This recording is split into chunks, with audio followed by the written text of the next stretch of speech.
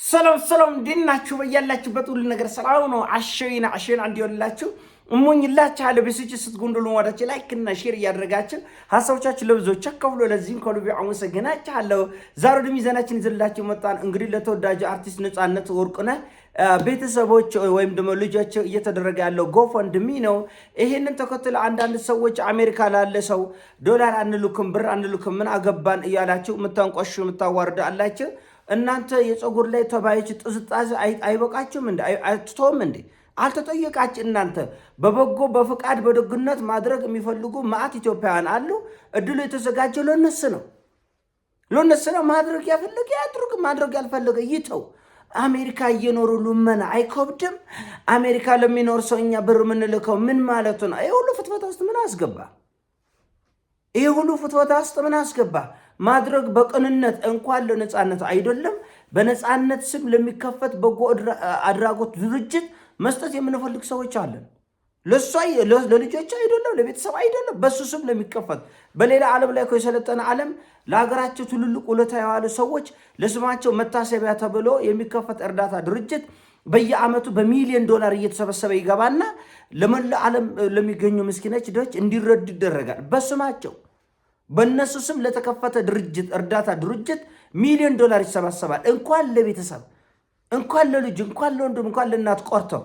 በእርግጥ አሁን ለልጆቹ ለመደገፍ ብቻ ሌላ ነገር ማንም የጠየቃቸው የለም። እና እባካችሁ የነፃነት ልጆች የንጉስ ልጆች ናቸው። የማንንም እጅ የሚፈልጉ አይደሉም። እውነቱ ለመነጋገር ስለ ፍቅር ለሱ ያለን ፍቅር ለልጆቹ በኩል እናሳይ ተብሎ ነው እንጂ ልጆችም ጥሩ አገር ጥሩ ኑሮ የሚኖሩ ናቸው። የሰራ ሰርቶ ያልሰራ ደግሞ በመንግስት ተንቀባሮ የሚኖሩበት አገር ነው። ፍቅራችንን እናሳይ ተብሎ ነው እንጂ የዛን ያህል እናንተ እንደምትሉት አይደለም። እና እባካችሁን ጥስጣዜ ልክ እንደ ፀጉር ተዋይ በጣም ይከብዳል።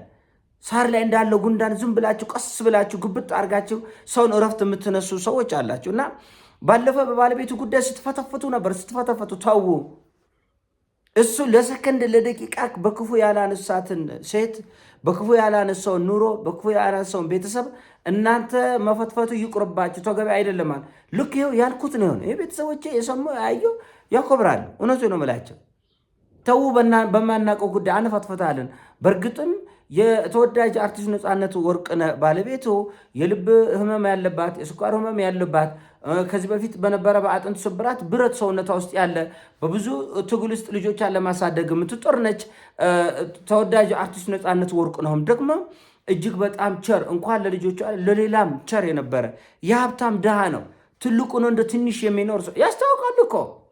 ዛሬ የኛ አይነቶቹ ውርጋት ቲክቶከሮች በመኪና ላይ መኪና በቤት ላይ በኑሮ ላይ ኑሮ አይደለም እንዴ? የነፃነትን ቤት አይተን እናውቃለን እንዴ? አይተን እኮ አናውቅ። የነፃነት የስራ ሰው ቢሆን ኑሮ ከሚረባም ከማይረባም ድርጅት ጋር እየተሞዳመደ ስንት ትልልቅ አርቲስት አይደለም እንዴ ከአጭበርባሪዎች ጋር የሚሰራ በሚሊዮን እየተቀበለ ህዝብ እያዘረፈ ስንት አርቲስት ጤና አላደረገም እንዴ? ነፃነት እዛ ውስጥ እጁ ተገኝቷል? አልተገኘም። ንጹህ ነው። ቅዱስ እንደ ቅዱሳን በቤተ ክርስቲያን ስርዓት ጻድቃን፣ ቅዱሳን፣ ባትያን፣ መነኮሳት በጎ ስራቸው የሚወጣ ሲያልፉ ነው። ለምን ሲኖሩ ተደብቀው ተሸፍነው ሁሉ ነገር ስለሚያደርገው በኋላ ሰውም እግዚአብሔር የሚገልጣል ካለፉ በኋላ። እና ተጎልጦ እኮ ነው የነፃነት ቅን ስራው ሁሉ በሰውም በእግዚአብሔር ፊት ተጎለጠ። እና ደግነቱ መልሶ ይከፍላል። አትጨነቁ ሌሎቻቸው።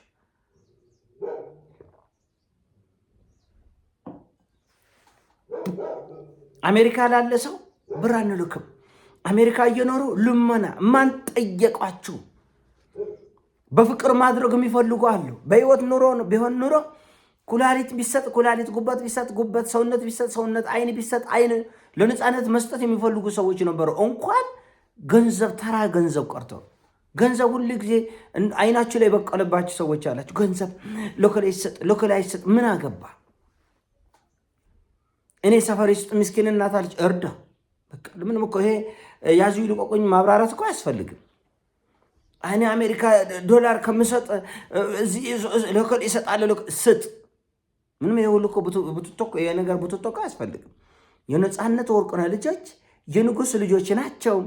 አባቱ በፍቅር በመላ ኢትዮጵያን ዘንድ በፍቅር የነገሰ እጅግ ተወዳጅ ሰው መሆኑ የተረሳለት ሰው መሆኑ ተረስቶ እኮ ነው። ነፃነት ሞቶ ሲባል አላምንም ሁላችንም ሟችነን። ግን ከፍቅሩ የተነሳ ከትትና የተነሳ በሰው ልብ ውስጥ ከመግባቱ የተነሳ የማይሞት መስሎት ነበር ብዙ ሰው። ይሄ የሆነው ከፍቅር የተነሳ እንጂ እንደ ሰው ሆኖ የማይሞት እንደሌለ እናውቃለን። እና ይሄ በፍቅር የነገሰ የሳቅ ንጉስ፣ የቅንነት የዋህነት ንጉስ የሆነ የንጉስ ልጆች እነዚህ የማንንም ፍርፋሪ የሚፈልጉ አይደለም። ስለ ፍቅር ማድረግ የፈለጉ ደጋግ ኢትዮጵያውያን በነፃነት ልጆቹ ውስጥ የነፃነትን ህይወት፣ የነፃነትን ተድላ፣ የነፃነትን ደስታ ማየት እንፈልጋለን አለ። በቃ ኃይለ ሥላሴ ወሰጥ ድሆች አበጧል።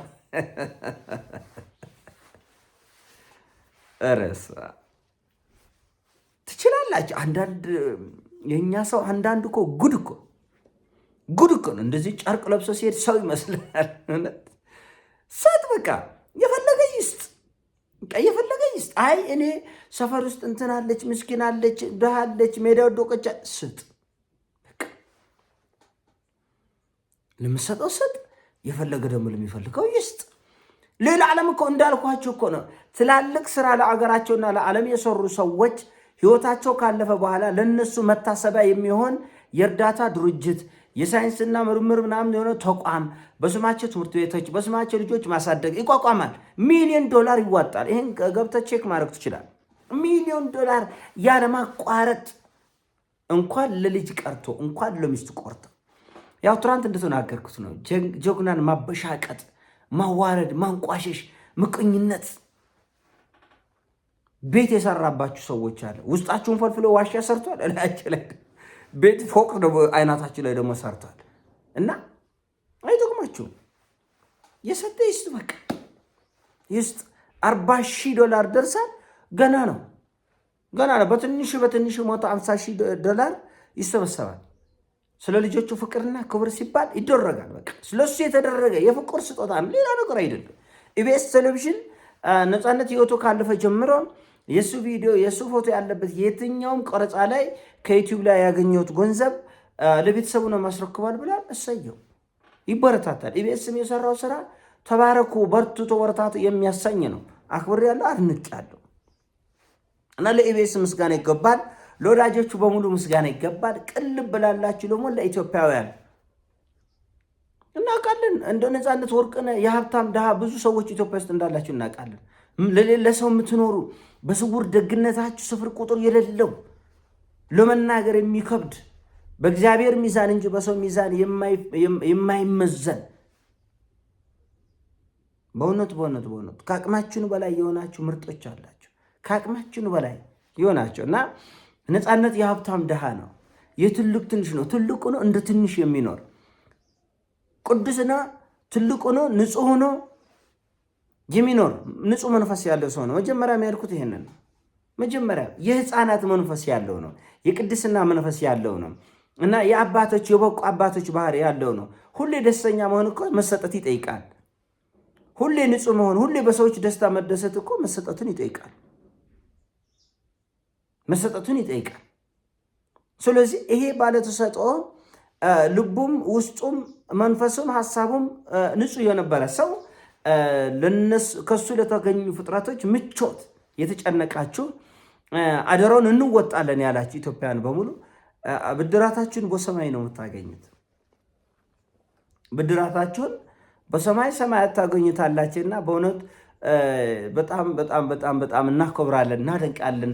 በዚህ ቀን ስራ ላይ የተሳተፋችሁ ሁላችሁንም ኢትዮጵያን በእውነት ከልብ ከመቀመጫ ብድግ ብዬ አወቆብም የለው መቃ ከመቀመጫ ብድግ ብዬ ነው ማመሰግናችሁ። ለሰራው ውለታ፣ ለፈጠረው ፈገግታ፣ ኢትዮጵያን ያሳቅ፣ ኢትዮጵያን ፈገግ ያሰኘው በጭንቁ ጊዜ በችግሩ ጊዜ ነው እና የአዲስ አበባ መስተዳደርም ልጆች ስትመጡ የነፃነት ልጆች ሲመጡ እርፍ የሚሉበት ጽድት ያለ ቤት ከሰጠ እናመሰግናለን።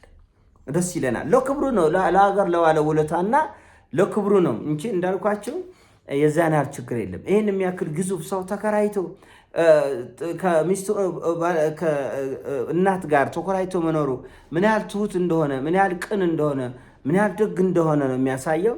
እንዲህ ያሉ ኢትዮጵያን ያብዛልን። ከሚሊዮን አንድ ከ10 ሚሊዮን አንድ አለን ወይ የሚለው እርግጠኛ አይደለሁም እና እንደዚህ ያሉ ፍጥረቶች እንዲበዛልን ምኞታችን ነው። አሁንም ጎፈንድሚን በተቻለ አቅም እንድታቆጣጥሉና የተሻለ ውጤት እንድታስመዘግቡ ሁላችንም ማበረታታት እንፈልጋለን። እኛም የምንችለውን እያደረግን ነው። ወዳጆቻችንም ቤተሰቦችም ይህን በምትችሉት አቅም ስለ ፍቅር ብላችሁ እንድታደርጉት እጋብዛችኋለሁ። እወዳችኋለሁ። ፒስ